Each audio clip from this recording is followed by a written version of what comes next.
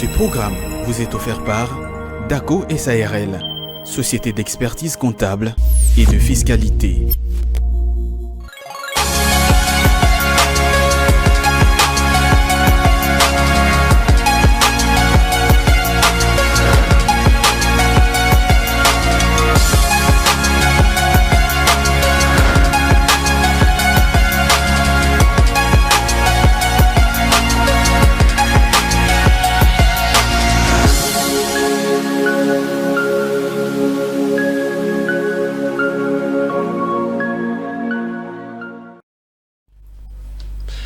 Bonjour à tous et à toutes, vous êtes sur Ecofin Télévision, votre chaîne économique. Bienvenue dans cette tranche matinale, la matinale de l'écho sur votre chaîne évidemment. Merci de nous renouveler encore une fois de plus votre fidélité. Merci beaucoup pour les retours positifs que nous avons tous les jours. À ceux-là qui nous écrivent régulièrement, nous vous réitérons nos remerciements et surtout merci de rester scotchés à cette chaîne, votre tranche matinale de But Maintenant. On va passer de très bons moments. Évidemment, on va vous informer, vous former, mais également vous divertir à travers nos différentes rubriques, évidemment, comme nous avons l'habitude de le faire. Aujourd'hui, nous sommes donc le 30 avril 2024. Le 30 avril est donc le 121e jour de l'année. Et nous sommes il nous reste plus que 245 journées. Et là, nous sommes donc à la 18e semaine de ces mois d'avril que nous bouclons complètement aujourd'hui en cette date. Et donc, bien que c'est une journée fériée déjà pour les élèves qui nous suivent à la maison, évidemment, c'est la journée nationale de l'enseignement ici en RDC, mais il y a de cela, alors si vous avez des projets, en tout cas, faut pas traîner le pas, le jour passe extrêmement très vite, alors il ne faut pas dormir sur vos lauriers, dépêchez-vous car nous avons débuté cette année, il y a déjà 4 mois, mais on entame déjà le 5e mois, donc comme pratiquement on a 4 Yambou là-haut 2024, alors ça ne sert à rien de traîner les pas, le jour avance très vite. Alors si vous avez des choses, de projets, de longue date qui traînent encore dans vos tiroirs, en tout cas c'est le moment de les sortir et d'essayer de les concrétiser. Allez voilà, on va dérouler tout à l'heure les éphémérides du jour. Évidemment, je suis très content de vous retrouver dans cette matinée, bien parce qu'aujourd'hui il y a quand même de bonnes choses en réserve, comme j'ai l'habitude d'ailleurs de vous le dire. On va vous faire découvrir certains éphémérides que vous connaissez et d'autres non. Alors parmi les naissances, avant de prendre les naissances notables, j'allais oublier cette parenthèse, évidemment il y a aussi des prénoms qui sont célébrés en cette date. Il y a un prénom masculin, malheureusement les dames, je ne suis pas misogyne, mais c'est le seul prénom qui est commémoré en cette date, donc du 30 avril. Et aujourd'hui on célèbre les Robert. Les Robert, ils sont tellement nombreux. Moi je connais un Robert Kidiaba, l'ancien gardien congolais, l'ancien portier du tout-puissant Mazembe, évidemment, Robert Kidiaba. Mais à part lui, il y a beaucoup des Robert qui nous suivent en ces nets moments. Si vous nous suivez depuis Kinshasa, depuis Matadi, depuis Manzangungu, depuis Kananga, depuis Mbujimaï, depuis Brazzaville, depuis Kolwezi, depuis en tout cas voulais-je dire Lubumbashi, depuis Kisangani, Gemena, Bandunuville. Si vous vous prénommez Robert, sachez qu'aujourd'hui votre prénom est célébré en cette date. Les Robert, aujourd'hui c'est votre fête de prénom évidemment. Allez, big up. En tout cas, clin d'œil aux Robert qui nous suivent en ces nets moments. Alors, je disais déjà tout à l'heure, on va prendre les éphémérides du jour. Évidemment, aujourd'hui, le 30 avril, marque la naissance de beaucoup de personnalités. Certes, il y a de proches, des amis et connaissances qui sont nés aujourd'hui, mais il y a également des personnalités qui sont nées aujourd'hui. Parmi ces personnalités notables, nous avons retenu quelques-unes. Il y a également Jonathan Bakele qui m'a dit qu'il est né aujourd'hui. Ça reste à vérifier. Je ne sais pas si je vais lui souhaiter heureux anniversaire ou pas, Jobak. Alors je vais prendre tout à l'heure les naissances notables de cette date. On va commencer avec le roi de Suède. Il s'est nommé Carl Gustave. Il est donc né le 30 avril 1946. Carl Gustave, roi de Suède, Carl XV Gustave est né le 30 avril à Solna en Suède et c'est actuellement il est l'actuel roi de Suède. Il est monté sur le trône le 15 septembre 1973, évidemment, succédant à son grand-père Gustave VI Adolphe. Et donc on va dérouler quelques grandes lignes, quelques points clés de sa vie. Sachez que Carl Gustave est le fils du prince héritier Gustave Adolphe et de la princesse Sibylle de Saxe et Gotha. Il est devenu prince héritier à la mort de son père en 1947. Alors il avait quelle date? Il avait quel âge, pardon? Il avait encore une année. Donc quand son père était décédé, Carl Gustave, qui est né en 46, donc son père est décédé en 47, lui il est devenu héritier en une année seulement, une année d'âge. Alors il était déjà héritier du trône. Alors il a étudié à l'université d'Uppsala et à l'université de Stockholm, donc c'est la capitale suédoise évidemment, et a été formé dans diverses branches des forces armées suédoises. Alors depuis son succession au trône, il a vu ses pouvoirs politiques réduits par la nouvelle constitution de 75 qui a transformé la monarchie suédoise en une institution essentiellement symbolique et cérémoniale. Donc voilà, il notait qu'il est marié à Sylvia et ils ont 3 enfants, la princesse héritière Victoria, le prince Carl Philippe et la princesse Madeleine. Donc voilà un peu ce qu'on peut retenir du roi de Suède. Évidemment, c'est les rois de Suède. Voilà pourquoi on a essayé de tirer un peu en longueur disons, les grandes lignes de son parcours, de sa vie, de sa biographie. Donc voilà, on a essayé de vous informer davantage sur cette personnalité notable qui est née donc le 30 avril 1946, mais il n'est pas le seul, le roi des Suèdes n'est pas le seul. Évidemment, le 30 avril d'une certaine année, là je parle de l'année 1992, est né un footballeur international allemand au nom de Marc-André Ter Stegen, qui est un gardien de but international allemand et très talentueux d'ailleurs, qui joue pour le FC Barcelone. Il a rejoint ses clubs, le club espagnol, en été 2014 en provenance de Borussia Mönchengladbach. Voilà, c'est un nom allemand très difficile à prononcer avec beaucoup de consonnes. Alors je me force de bien parler. Alors il est connu pour ses excellents réflexes et sa capacité à jouer avec le ballon au pied. Au cours de la saison 2022-2023, Ter Stegen a remporté son premier trophée Zamora après avoir concédé seulement 18 buts en Ligue et réalisant 26 matchs sans encaisser de but, égalant ainsi les records de Paco Liano de Deportivo La Coruña établi en 1993 et 1994. Donc voilà, là, ses performances ont été clés dans la conquête du titre de la Ligue par le Barça et dans la victoire d'une autre Super Coupe d'Espagne. Donc je parlais de la Liga.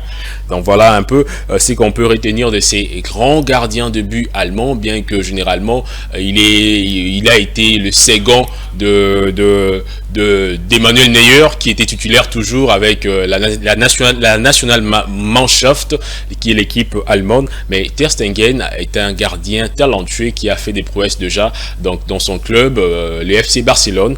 Il était là donc la deuxième personnalité notable du jour. Évidemment, on va prendre le décès. Aujourd'hui, on a retenu un seul décès. Et ben, il s'agit de qui? Il s'agit de Benjamin Earl Nilsson. Qui est-il? Il est un chanteur américain célèbre. Pourquoi? Parce que c'est lui l'auteur, compositeur, ou plutôt le chanteur qui a fait ces tubes, le tube du siècle, on va dire ça comme ça, Stand By Me, repris par plusieurs chanteurs par après, dont Seal, l'afro-américain. Et bien, ce chanteur est donc décédé le 30 avril 2015. Il est né noté le 28 septembre 1938 en Caroline du Nord. Évidemment, donc voilà, il est là, donc le seul décès sélectionné pour vous en cette date. À présent, on va souffler un peu, on va prendre la rediffusion de la grande édition du journal des 20h présentée par Grace Luyanga. Ensuite, on va poursuivre avec les événements du jour, les événements retenus en cette date, ainsi que les journées internationales retenues pour le 30 avril.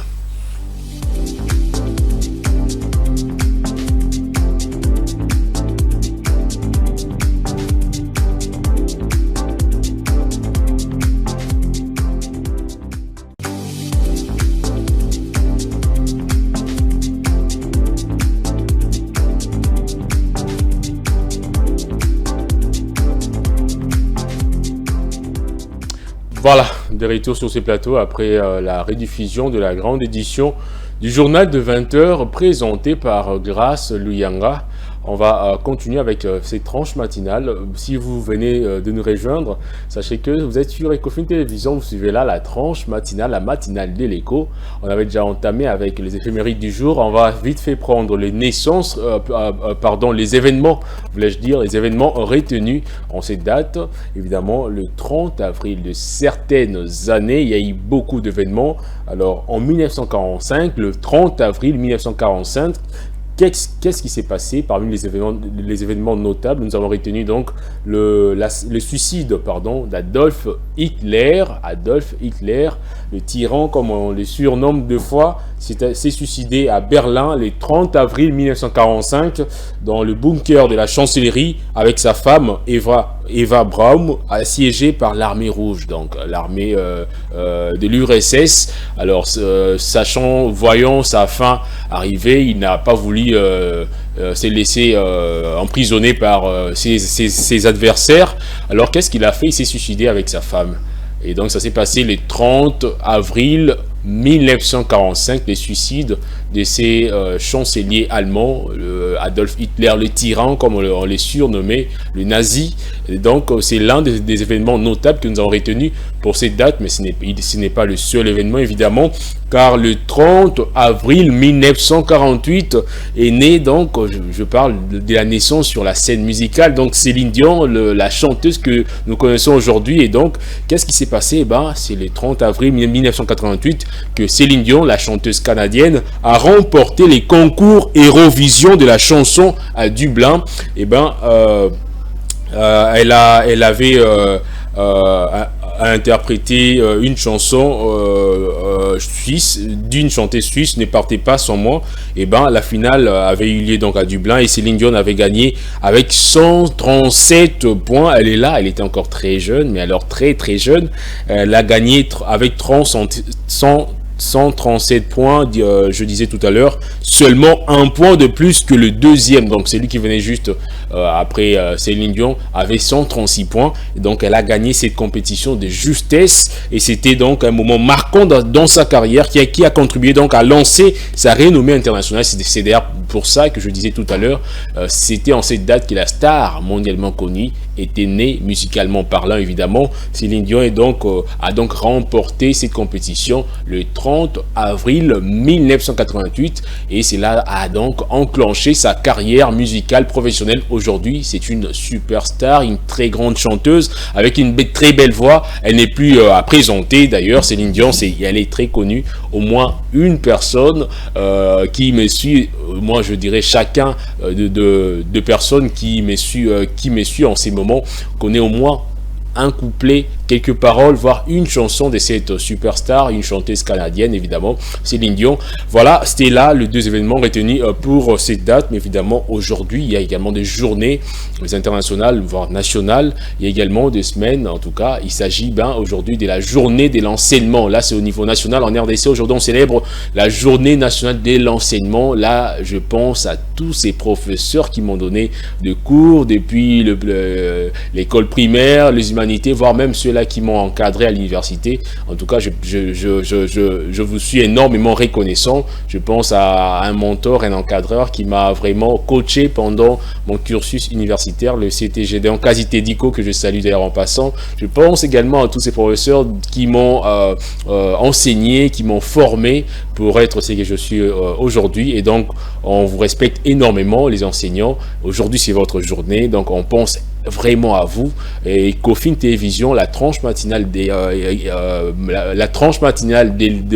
d'Ecofin Télévision, la matinale de l'écho, voulais-je dire, vous réserve en tout cas vous rend hommage en cette date. Les 30 avril, c'est votre journée.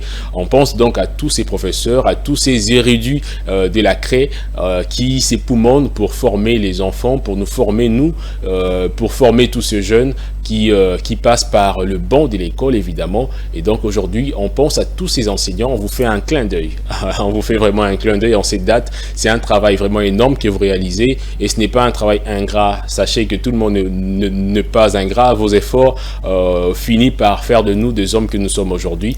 Et donc, on se doit de vous congratuler, de vous remercier sincèrement pour le grand travail abattu parce que pour devenir ce que nous sommes aujourd'hui, c'est les concours de plusieurs professeurs. Il n'y a pas qu'un seul professeur, évidemment. Donc, grand merci à tous ces enseignants, surtout en particulier à ceux-là qui nous suivent en ces nets moments. Alors, c'est votre journée, reposez-vous. Je sais qu'après demain, vous allez encore reprendre du service, mais profitez bien de cette journée. Et donc, grand merci et grand respect à tous les enseignants en RDC, évidemment, que vous êtes dans toutes les 26 provinces de la RDC. Et donc, moi, je prends, en tout cas, je joins ma voix à ceux-là de vos étudiants, de vos élèves, pour vous remercier sincèrement. Alors, aujourd'hui également marque une journée assez particulière. Et ben, il s'agit de la journée internationale du jazz. Le jazz, en tout cas, cette musique qui n'est pas congolaise, qui n'a rien à voir avec la rumba, Ribé Manata. Et ben, le jazz, le 30 avril, marque donc la journée internationale du jazz. Pourquoi? Eh ben, le jazz permet de sensibiliser la communauté internationale aux vertus, justement. Cette journée a pour but de sensibiliser la communauté internationale aux vertus du jazz en tant que force de paix, d'unité et de dialogue, ainsi que de coopération. Et elle renforce donc la coopération entre le peuple. Donc c'est déjà le rôle de la musique en général. Et en cette journée internationale, de nombreux gouvernements, organisations de la société civile établissent d'enseignement et particulier, en particulier en ces jours, qu'est-ce que je disais, pardon, excusez-moi, je me suis un peu perdu dans ce que je disais. Aujourd'hui, ça coïncide avec la journée de l'enseignement. J'ai tendance à basculer toujours dans l'enseignement. Je disais, aujourd'hui, c'est une occasion de célébrer cette musique, cet style musical particulier qui donc joue un rôle prépondérant dans le renforcement de la coopération entre le peuple. Alors, pourquoi le jazz? Eh bien, le jazz fait tomber les barrières et crée des opportunités, des compréhensions mutuelles et des tolérances. C'est un vecteur de la liberté d'expression. Il permet de réduire les tensions entre les individus, entre les groupes et les communautés. Il renforce le rôle joué par les jeunes dans le changement social. Il encourage l'innovation artistique, l'improvisation de nouvelles formes d'expression et favorise l'inclusion des formes de musique traditionnelles dans de nouveaux courants. Et ben, il stimule le jazz, donc stimule les dialogues interculturels et valorise donc le jeune issu des milieux marginaux. En novembre 2011, la conférence générale de l'UNESCO a fait du 30 avril donc la journée internationale du jazz. Et donc ce n'est pas pour rien. Les raisons, je les ai évoquées tantôt. Et donc cette journée internationale rassemble des communautés, des écoles, des artistes, des historiens, des universitaires et des passionnés de jazz du monde entier pour célébrer et découvrir l'art du jazz, ses racines, son avenir et son impact. Je sais qu'ici à Kinshasa, il y a également un festival qu'on organise, un festival Jazz Kiff, pour faire donc la promotion de ces styles musicaux qui est très peu connu ici en RDC. Évidemment, donc le jazz, aujourd'hui c'est la journée internationale du jazz qui a été instituée donc le 30 avril 2011, évidemment, par l'UNESCO. À part cela, il y a également la semaine mondiale de la vaccination qui prend fin aujourd'hui, je le disais, depuis le 24 avril, du 24 au 30 avril. C'était donc la semaine internationale de la vaccination, la semaine mondiale, pardon, de la vaccination qui était célébrée donc durant cette tranche de jours, durant ces 7 jours. Et ben, cela avait pour but donc de promouvoir l'utilisation de vaccins pour protéger de maladies de personnes de tout âge. Le thème choisi pour cette année était donc, le vaccin, ça marche pour tous. Et ben, cette journée, cette campagne va continuer certes, mais cette journée, ou plutôt cette semaine mondiale de la vaccination prend fin aujourd'hui, en cette date, donc le 30 avril, prend fin donc la semaine mondiale de la vaccination. On tenait quand même de vous en parler encore une fois de plus. À présent, on va prendre le cours de change pour savoir combien s'échangent les différentes devises étrangères utilisées ici en RDC. On va afficher le tableau et puis je vais commenter ensemble avec vous. On va voir combien s'échange un dollar américain, combien s'échange un euro, combien s'échange un livre sterling et combien s'échange un franc CFA. C'est déjà affiché là. Au cours acheteur, un dollar américain s'échange à 2729 francs congolais. Au cours moyen, un dollar s'échange à 2785 francs congolais. Et au cours vendeur, c'est à 2840 francs congolais pour un dollar. Donc, tandis qu'un euro s'échange au cours acheteur à 2926 francs congolais. Au cours moyen, à 2986 francs congolais. Et au cours acheteur, notez, c'est à 3045 francs congolais. Un livre sterling s'échange au cours acheteur à 3409 francs congolais, au cours moyen 3478 francs congolais et au cours vendeur à 3548 francs congolais, alors qu'un franc CFA s'échange au cours acheteur à 4,4614 francs congolais, au cours moyen à 4,5525 francs congolais et au cours vendeur à 4,6435 francs congolais. La source, c'est la Banque centrale du Congo, la BCC, la source donc officielle qui donne ces taux donc qui sont applicables sur toute l'étendue de la République démocratique du Congo. Et bien vous avez déjà eu le taux pour changer vos différentes monnaies, le dollar, l'euro, le livre sterling et les francs CFA. À présent, on va acheter 2 billets. Non, le voyage est gratuit. Évidemment, le voyage est gratuit. Je vous l'ai dit, on va pas acheter de billets. On va juste prendre un vol direct pour aller dans 2 destinations. Et ben, c'est parti pour un œil sur l'économie mondiale.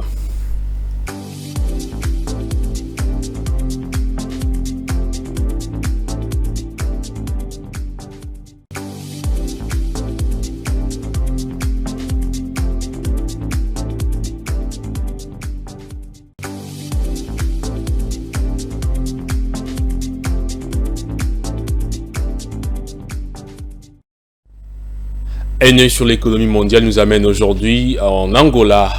Igor Bioka nous conduit là-bas où l'USAID alloue 5 millions de dollars américains aux agriculteurs de province traversés par les corridors des Lobito.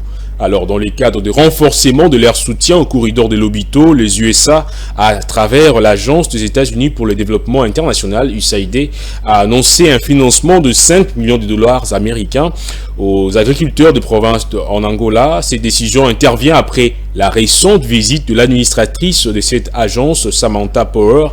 En plus de 5 millions de dollars américains, un autre financement de 3,5 millions de dollars est attendu pour promouvoir une plus grande transparence dans le marché public en Angola, renforçant ainsi le partenariat entre l'USAID et les gouvernements de Luanda. Et bien, retenons que le corridor de Lobito est une route commerciale d'une importance stratosphérique qui va faciliter le transport de minerais entre l'Angola, la RDC et la Zambie. Il favorisera également la mobilité des citoyens en plus de contribuer à l'augmentation et à la valorisation du commerce intra-africain. Donc voilà, c'était un voyage vite fait. Je ne sais pas si on a pris quel moyen, parce que l'Angola, des fois on prend la route de Lufu, des fois on prend les avions. Et ben ça dépend, mais moi je préfère prendre un avion, c'est plus rapide. Voilà pourquoi on a pris notre avion pour atterrir à Luanda, où donc je le rappelle, l'USAID alloue 5 millions de dollars américains. Pourquoi? Eh bien, aux agriculteurs. Pourquoi? Eh bien, pour soutenir justement ces agriculteurs de province traversés par le corridor de Lobito.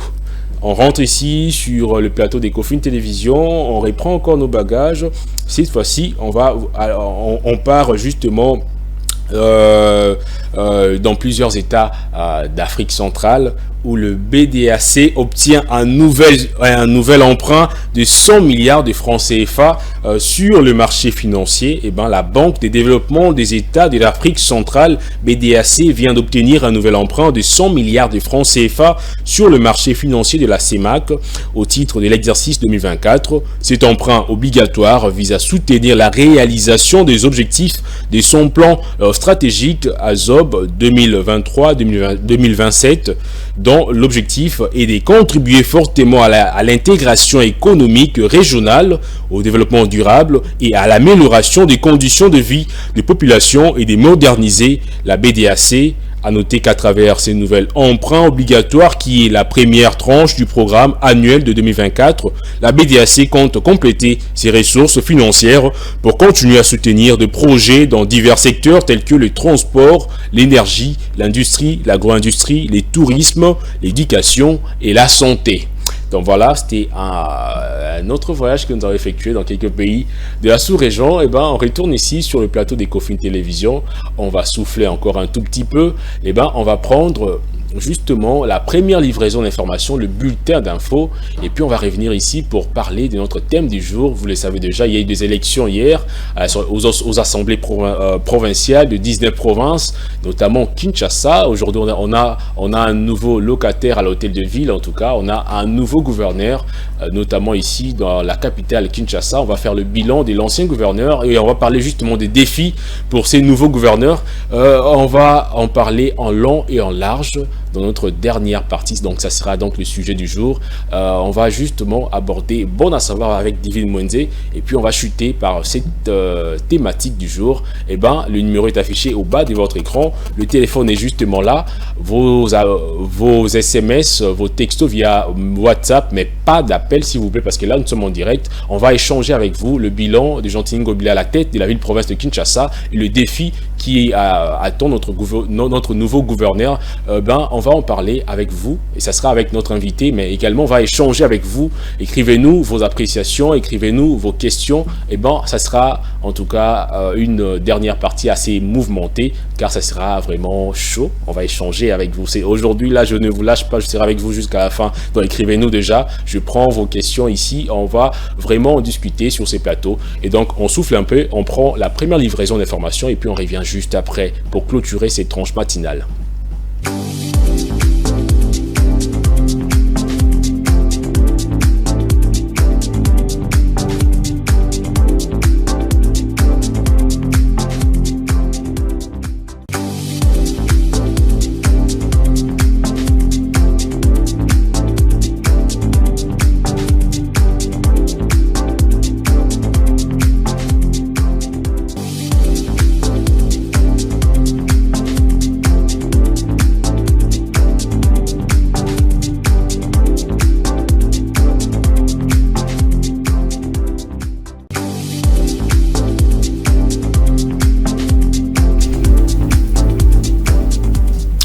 Voilà, vous le savez certainement, hier a eu lieu les élections de gouverneurs dans 19 provinces, hormis donc les provinces de Mai-Ndombe, du Sud Kivu, de l'Équateur, du Nord Ubangi et du Kwilu. Donc Kinshasa était parmi les provinces où on a organisé les élections sénatoriales ainsi que les élections de gouverneurs.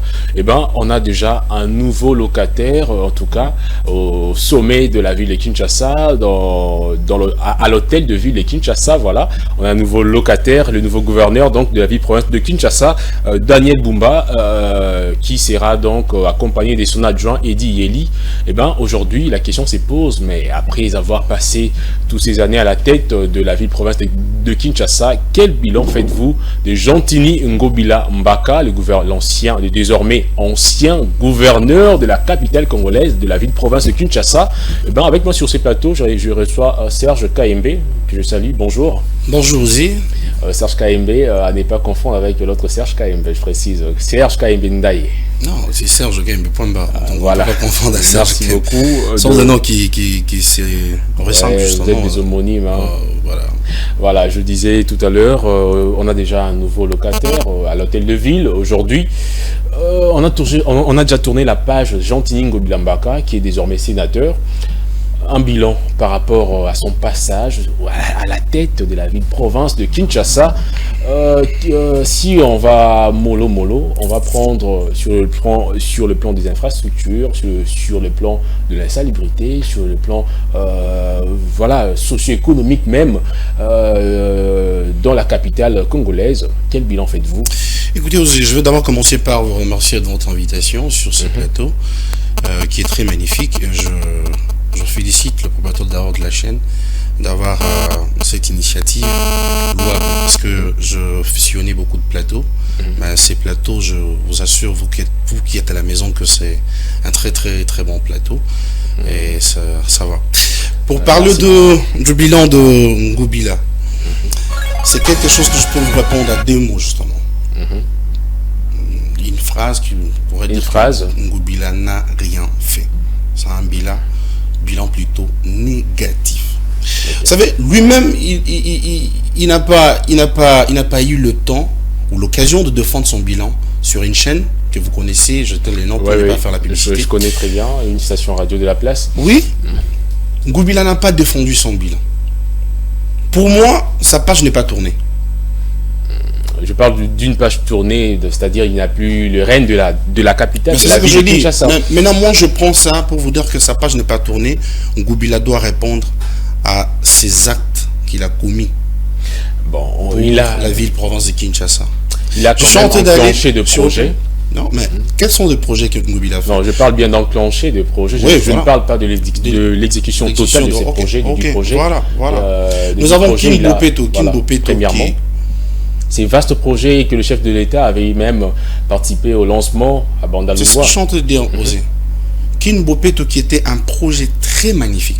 Tous, on était contents parce que on s'est dit, non, voilà, aujourd'hui, Kinshasa va revoir maintenant sa belle image au travers de ses projets de sa plus belle robe. Oui, au travers de ces projets King Bopeto. Justement. Mais un projet qui a subi beaucoup de vols, j'insiste, de vols, parce qu'il y a l'argent qui a été débousqué.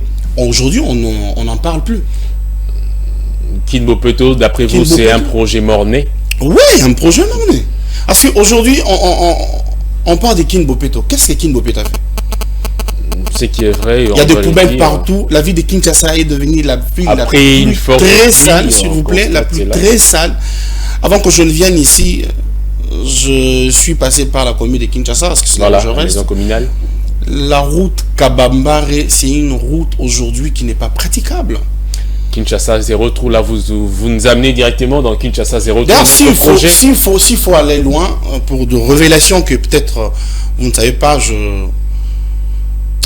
Des révélations en direct. En direct, je t'ai dit, de cette histoire de King Bopeto qui n'est pas même le projet de Ngobila. Ça, j'insiste, c'est lui le porteur de ces projets. C'est ce que je suis en train de dire. C'était un projet de quelqu'un d'autre que Ngobila a pris. Et voilà aujourd'hui ce que Ngobila nous a donné. Parce que j'ai rencontré la personne, donc le propriétaire de ces projets. Quand j'étais son nom ici. Il m'a exposé son projet tel qu'il était. Mais c'est pas ce que Ngobila a fait. C'est pas ce que Ngobila a fait. C'est pour cela que je suis en train de dire. C'est pour cela que je suis en train de dire que la page de Ngobila n'est pas tournée. Pas mal entouré. Non, est-ce qu'il s'est entouré de mal gens entouré de qui ne l'ont pas aidé? Qu'on se les dise d'abord. Lorsque vous avez un projet, vous êtes la tête de ce projet-là, vous devez quand même faire tout pour accomplir ces projets. Moi, j'ai un projet, je te prends à mes côtés, s'il te plaît. Moi, j'ai un projet, je te prends à mes côtés. Est-ce que toi, tu vas influencer, m'influencer de ne pas faire mon projet? Non, parce que c'est mon projet. Donc, lorsqu'il y aura de dysfonctionnement, ça va engager que moi. C'est pour cela on rappelle au président de la République chaque fois ici, à la fin de son deuxième mandat, il sera seul, il ne sera pas avec tous ces gens-là. Vous comprenez? Aujourd'hui, on parle de Ngobila, on ne parle pas de ses ministres. Hein. Voilà. On parle de Ngobila. On ne parle pas de ses ministres. Il était incapable de défendre son bilan. Il était incapable de défendre d'ailleurs même le chiffre qu'il donnait. Il y a même le directeur d'une entreprise publique qui l'a contredit en pleine émission. Alors, je reviens. Là, je fais un appel. Un appel à la justice de notre pays. La page de Ngobila n'est pas encore tournée. On ne tourne pas cette page sans que Ngobila ne subisse ce qu'il a sémé dans notre pays. J'insiste. Mais on a également, il y a des projets justement, vous citez King Bopeto, il y a le projet relatif à, il y a Kinshasa 0 trou, mais il n'y a pas que ça, mais quand même, on a vu le gouverneur dire que il a essayé de diminuer quand même la quantité de déchets des ordures, des immondices qu'il a trouvés dans la ville province de Kinshasa. Et vous trouvez ça normal? Vous trouvez ça normal? Un gouverneur qu'on pose la question de savoir au coup de la poubelle, mais non, la poubelle les a belé, na tikindam. Est-ce que c'est n'a-t-il pas fait est-ce que c'est normal? Sa peur? Rien. D'ailleurs, il est venu ajouter encore. Il est venu ajouter beaucoup de poubelles chez Kinshasa. Entre-temps, dans nos marchés, il y a toujours ces phénomènes où on prélève de l'argent pour nettoyer, pour les salongos, on prélève de l'argent. Mais lorsqu'on s'y rend, ce n'est pas toujours le cas. Et oui, bon, on prélève de l'argent, mais qu'est-ce que cet argent fait? Mais un autre problème, c'est qu'est-ce que cet argent fait? Un autre problème à Kinshasa. Oui, vous disiez. Je dis ceci. Ngubila était à la tête de cette province pour la détruire. J'insiste pour la détruire. Le mot est fort. Mais j'essaie de pourquoi, oui. Mais je sais, je suis en train d'assumer plutôt mes mots. J'assume. Kinshasa, on n'était pas comme ça. On n'était pas comme ça, même avec Kimbuta. Kimbuta, quand même, c'était un tout petit peu léger, mais lui, il est venu nous foncer dans le... Enfoncer, d'après vous. Mais justement, puisqu'on a, je le disais dès l'entame, on va justement parler de toucher le social. On parle de, en tout cas, de son bilan sur le plan socio-économique. Là, je vais justement dans les secteurs du transport. On a vu une grille tarifaire qui a été publiée par l'hôtel de ville de Kinshasa, mais cette grille tarifaire qui a souffert pendant carrément toute la durée du mandat du gouverneur de Kinshasa, Ngobila, la grille tarifaire qui fixait des montants, mais sur terrain, on avait de tarifs exorbitants qui ne respectaient pas du tout ce qui a été communiqué par l'hôtel de ville de Kinshasa. Mais sur l'applicabilité, ou plutôt côté application de certaines mesures, ne pensez-vous pas que lorsque le gouvernement provincial prend des initiatives, chacun doit faire sa part? Cela revenait-il essentiellement au gouverneur, par exemple, de faire appliquer ces décisions telles que dans les secteurs du transport? Est-ce que la charge n'est-elle pas partagée avec ces ministres au niveau provincial? Non, le non-respect de... la grille tarifaire? Oui. A été dit à l'augmentation de prix du carburant. Non, mais bien avant, il y avait spéculation, ça il faut le dire. Il y a une nouvelle structure de prix, c'est tout récent, c'est entré en application le 25 avril. L'ordonnance du ministère de l'économie a été publiée, rendue le 23 avril. Donc c'est tout récemment qu'on a appliqué cette nouvelle structure de prix. Mais bien avant, il y avait spéculation. On avait du mal à gérer. Du mal à gérer parce qu'il n'y a pas de stratégie. Lorsque vous prenez... Là, je parle du gouverneur de la ville de Provence. Mais qui est secondé? M. Ngobila. Il n'avait pas de stratégie. Lorsque vous prenez de mesures, il faut, avant ces mesures, chercher des stratégies de communication qu'il faut mettre en place pour sensibiliser. Premièrement, commencer par les chauffeurs. C'est pas un petit matin, un bon matin. On voyait quand même pour les contrôles, vignettes, assurances, on voit quand même qu'il y a cette mobilisation des agents, des contrôles sur le terrain. Mais c'est la même chose. C'est du petit matin, on vous réveille et puis on vous dit non, voilà, vous n'allez pas passer ici, il faut payer telle chose. Mais avant, c'est là, qu'est-ce que vous avez fait? Il faut commencer par éduquer la masse. Ces chauffeurs, leur dire non, voilà. Nous avons changé de prix. Le prix, Willery Boulevard, 500. Ils ont des représentants au niveau de la commission. Mais ils ne travaillent pas. Qui travaillent en collaboration avec l'hôtel de ville de Kinshasa. Ils ne le font pas. Moi, j'ai pris langue justement avec l'un des représentants des structures des associations de chauffeurs qui étaient associés justement à ces tractations qui portaient sur l'établissement d'une grille tarifaire par rapport au transport. Justement, puisqu'on évoque cela, aujourd'hui, on a déjà un nouveau gouverneur. Le défi à relever sont de quel ordre, d'après vous? Premièrement, je commence par féliciter le fils du pays, Daniel Bumba. Moi, je l'appelle le changement. Le changement de beaucoup de choses. Dans notre province. Les tickets Bumba Yeli, c'était un ticket que vous souteniez apparemment. Oui, je l'ai soutenu, je continue toujours à le soutenir. Bumba vient relever quand même le défi de tout ce que nous avons vu avec Congo Bila. Mais ce que je dois quand même, demander, c'est que aujourd'hui Bumba trouve ces pays ou cette province par terre, comme Tshisekedi l'a trouvé, le président de la République a trouvé le Congo par terre. Il a un grand travail à faire. Et ce grand travail à faire, il doit commencer maintenant. Je vais lui demander une chose qui est peut-être un tout petit peu bizarre. Certainement, il vous regarde en ce moment. Justement. Parce que, Monsieur Daniel, vous devez ajouter une petite dose de dictature sur ce que vous... Nous sommes en démocratie. Mais c'est ça que je dis. Et le président en place est issu d'un parti démocrate. Non, mais écoutez-moi. La dictature est justement l'opposé de la démocratie. Écoutez-moi. Il est de l'UDPS, je signale. Il est de l'UDPS. Un démocrate. Oui, pas de problème. Mais les Congos, surtout les Quinois, lorsqu'il n'y a pas une certaine dictature, rien ne va marcher. Nous l'avons vécu ici avec... Parlez plutôt de la rigueur. La rigueur, il y a des gens qui ont tenu de rigueur. La rigueur et non la dictature. Bon, prenons ça comme ça. Nous sommes la République démocratique du Congo. Prenons ça comme ça. Merci beaucoup. Justement, on y va. La rigueur. Il faut ajouter, bon, si la rigueur ne tient pas, moi je vais vous demander, ça n'engage que moi. Moi je vous demande de pouvoir ajouter une petite dictature sur en violation même de la Constitution en vigueur. Rigueur, tout ça là, on a Bangobila, rigueur et Zalaki, qu'est-ce qu'ils ont fait? Il faut ajouter la dictature, mon frère. J'en demande. Il faut ajouter la dictature.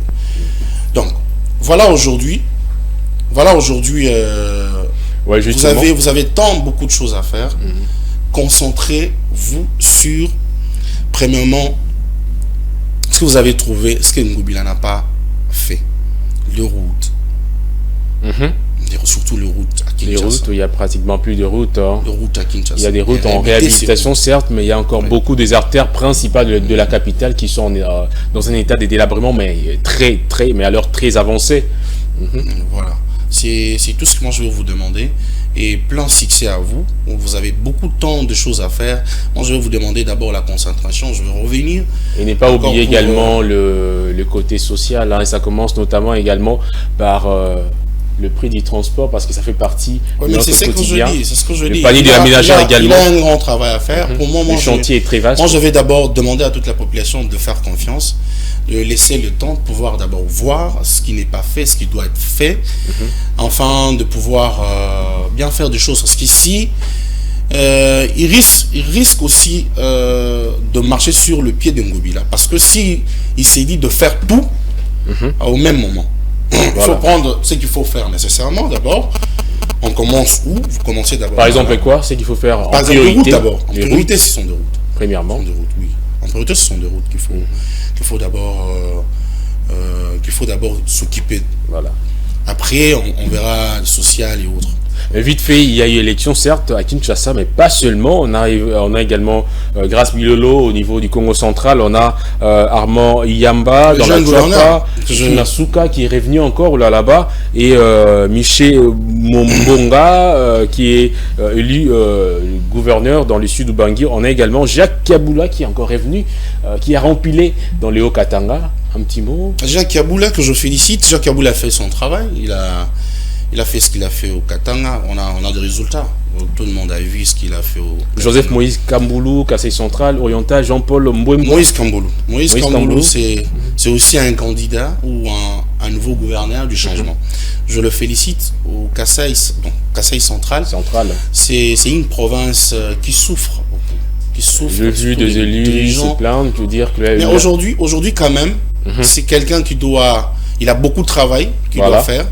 Il doit vraiment relever cette province et enfin qu'on puisse quand même parler du Kassai central partout. Les défis sont énormes pour le nouveau candidat gouverneur, évidemment. Alors, comment dire, je voulais dire bonne chance, mais bon, la chance, vous en avez besoin. Vous avez surtout besoin de vous concentrer sur les défis majeurs de vos provinces respectives. Serge KMB, merci beaucoup d'être passé sur ce plateau d'Ecofin Télévision. Merci beaucoup. Je vous remercie aussi pour l'invitation encore une fois. Justement. Prochainement, je pourrais encore être de passage si vous m'invitez. Merci beaucoup. Je rappelle que vous êtes journaliste indépendant et analyste des questions politiques. Très bien. Voilà. Merci à vous, chers téléspectateurs de la tranche matinale Ecofin Télévision.